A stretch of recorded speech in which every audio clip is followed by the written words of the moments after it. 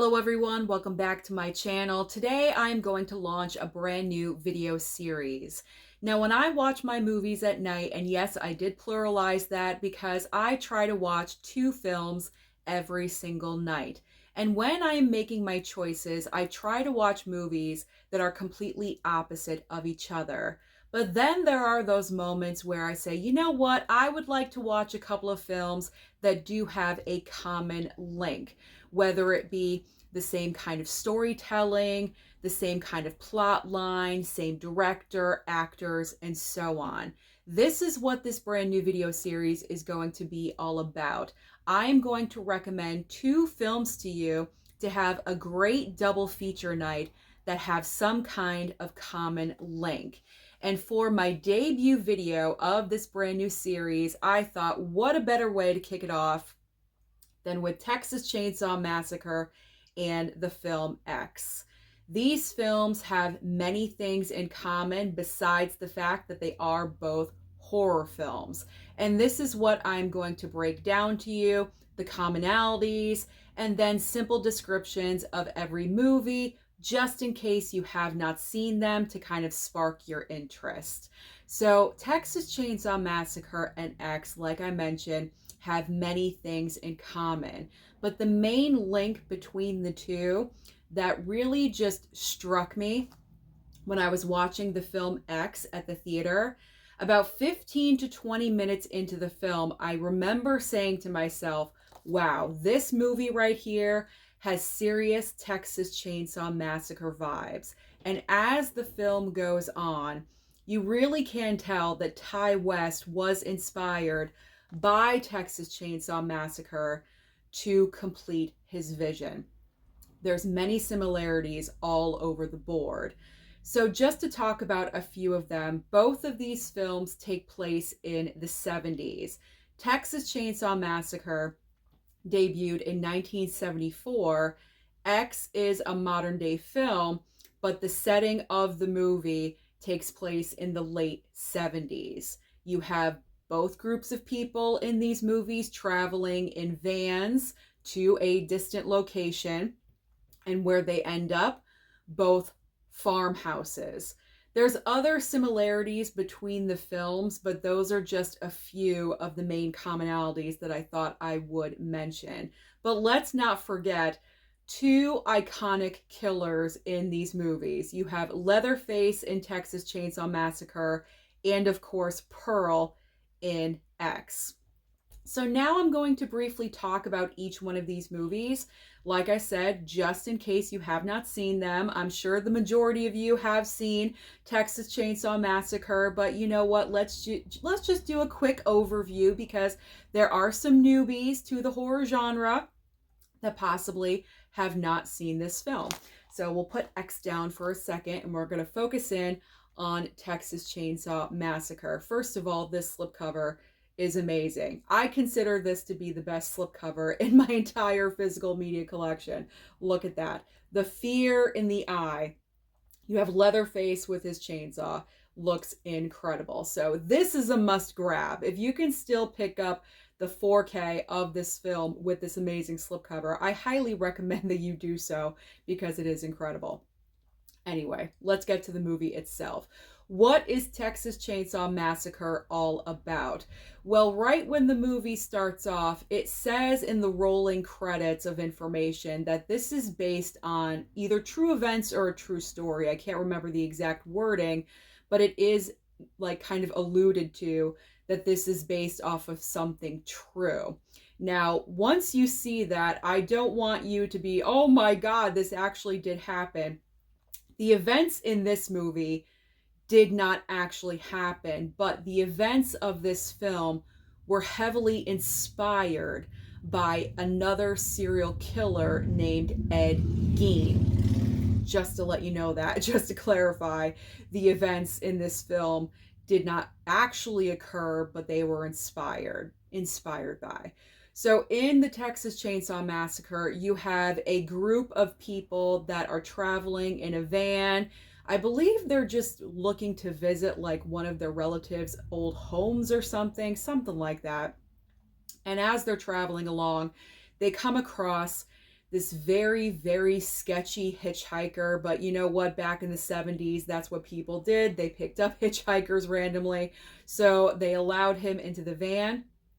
As he's in the van, they know something is very off about him. He's extremely weird, doing odd things, and it gets to the point where they kick him out of the van, and rightfully so. They continue on their journey, and then I forget why they stop for the second time.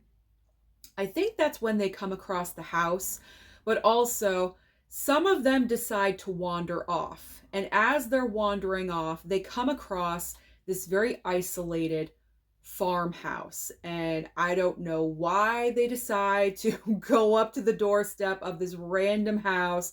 But like I said, back in the 70s, that is what people did. It is not what it is today, you know, where you just stay away from everyone because you don't know. You don't know what people are like. But the characters in Texas Chainsaw Massacre, a couple of them go up to the farmhouse and they encounter Leatherface. And Leatherface is our iconic horror character. You can see him very clearly right here on the back. This is a messed up family. This is a very, very messed up family.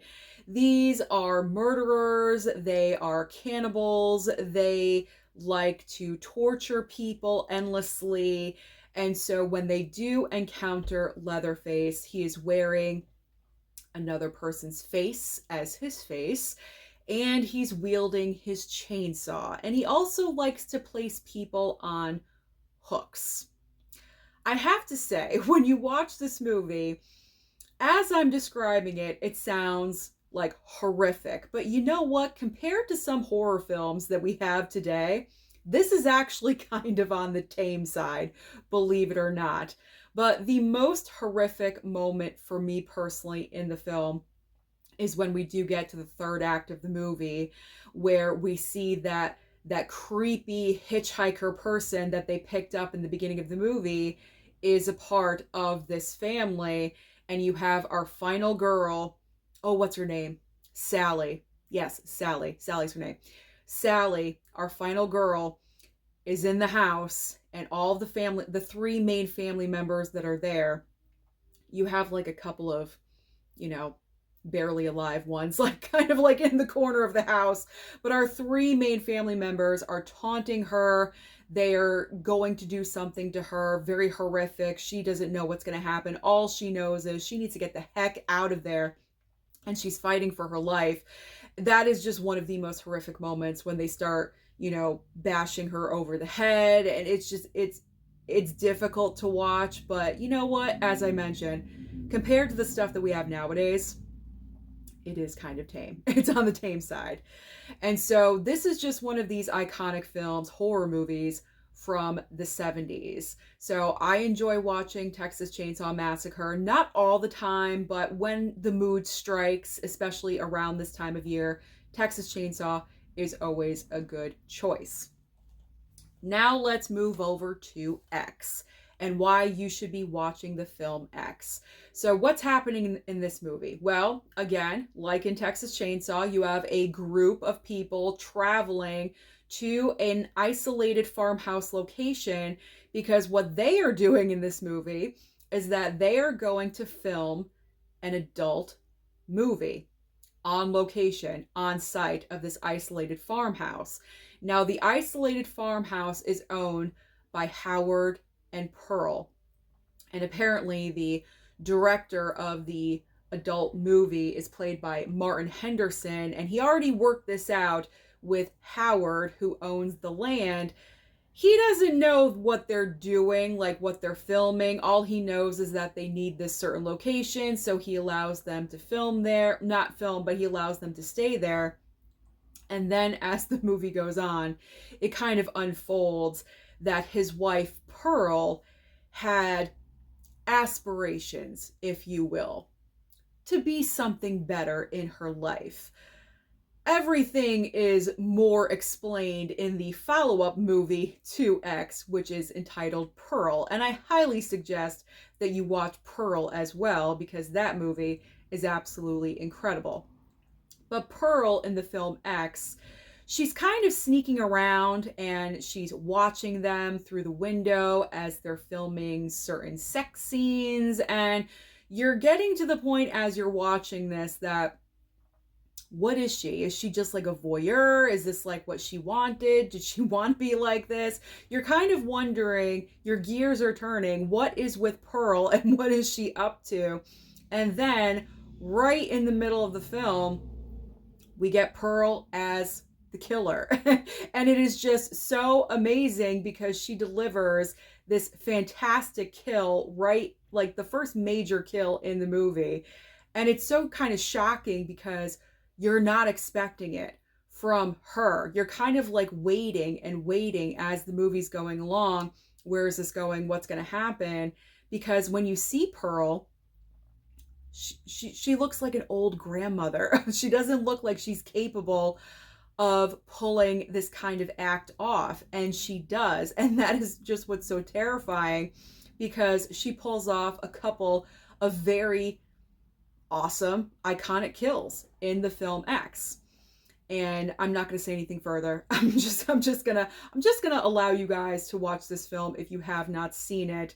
But the one major factor of X that I absolutely love is the fact when I was watching this movie, I had absolutely no idea that Mia Goth was also playing the character of Pearl, because as you can see, Mia Goth is right here on the front of the slipcover, and she is Maxine. She is our main character that we're following, our main girl. She has the dreams. She wants to be a star, and she is focused, and she thinks that acting in adult movies is kind of like the stepping stone to stardom. And so that's why she is doing what she's doing, and nothing is going to stop her. Nothing is going to get in her way.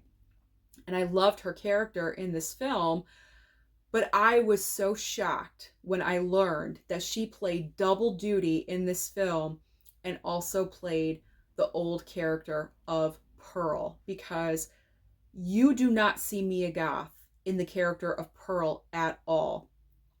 She does not look like her. She does not speak like her. It's phenomenal. Absolutely phenomenal. And so this film is worth watching that for that aspect alone right there, because that is incredible, pure talent. So X is another fantastic horror film to watch. It was one of my favorite movies of that year. What year did this come out? 2022. It was one of my favorite horror films of that year. And of course, Ty West went on and did Pearl and then ended everything with Maxine. I love all three of these movies. I could watch them endlessly and not get bored. So that is my first recommendation for a fantastic double feature night. And if you're worried about runtime, honestly, with these two movies, it is absolutely doable, because the runtime for Texas Chainsaw Massacre is only 83 minutes and the runtime for X is 106 minutes. So if you have an extra 3 hours at night where you have nothing to do, throw on Texas Chainsaw and X and have an awesome, bloody good time. Thank you so much for watching this video today. I am hoping that you guys respond to this video. Comment down below and let me know your choices. Maybe in the future I will, pick your choices for future double feature night videos, or if you agree with this double feature that I recommended, whatever you would like to say down below, please send me your feedback. I do appreciate it. Don't forget to like and subscribe before you leave, and I'll see you next time.